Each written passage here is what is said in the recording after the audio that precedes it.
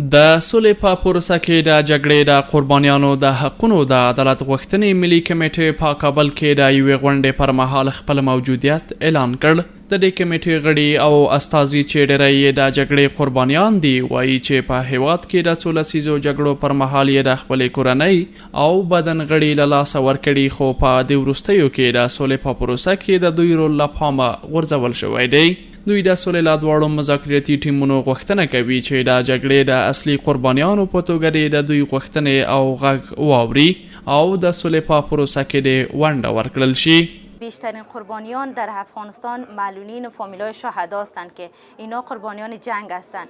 باید بر از اینا سهم زیر داده شود که در مذاکراتی که در خارج از کشور میشه باید اونا سهم داشته باشند. صدای صلح باید از دان یک معلول برآید، صدای صلح باید از دان یک ورثه شهید برآید که و دایی بدن خود ببینن. ولی که من نمیفهم که چه رقم از پروگرام‌های پشت پردهش ایده دیگه ما نمیفهمیم. دوی د غراض د جګړې پر ښکېلو غاړو غږ کوي چې نور د په هیواد کې له وینې تویېدنې مخنیوی وکړي او اجازه نه ورکوي چې د پردیو ګټو لپاره د دوی په څېر نور افغانان هم قرباني شي.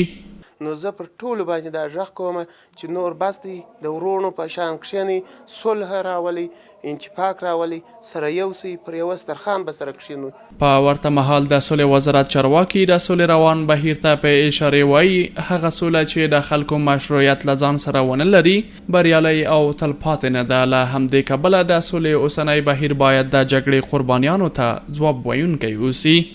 صلح نمیتونه پایدار باشه تا که او مشروعیت خود از مردم نگیره. صلحی که بتواند زمینه ساز دسترسی قربانیان به عدالت باشد، صلحی که به التیام زخمای قربانیان جنگ و خسارات قربانیان جنگ بپردازه و پاسخگو باشه. د بشري حقوقو ملاتړي بنسټونه هم ټینګار کوي چې د سولې په روانو خبرو او ټولو پروسو کې د عدالت پر تامینېدو سربیره دی د جګړې د قربانیانو مشروع غوښتنې هم ومنل شي.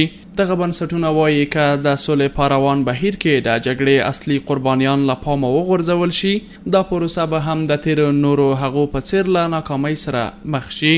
د سولې د خبرو په پړاوونو کې او د سولې په هره هوکړه کې چې د جنگ د قربانیانو غږ نه اورېدل شوی او هغې ته په راتلونکي کې د عدالت نه تامین شوی، زه فکر نه کوم چې هغه به یو تلپاتې سوله وي. هغه به همغه سوله وي لکه تېرې سولې چې موږ ازمویلي دي او هغه تلپاتې نه وي او بلکې تجربې ډېرې ترخې وي. د جګړې قربانیان داسې مهال د سولې په روانه پروسه کې پر خپلې ونډې ټینګار کوي چې د شهیدانو او معلولینو چارو وزارت په وینا اوس مهال په هیواد کې د معلولو کسانو شمیر له 3 میلیونو اوړي چې د تیرو څو لسیزو پر مهال یې د خپل بدن غړي له لاسه ورکړي دي.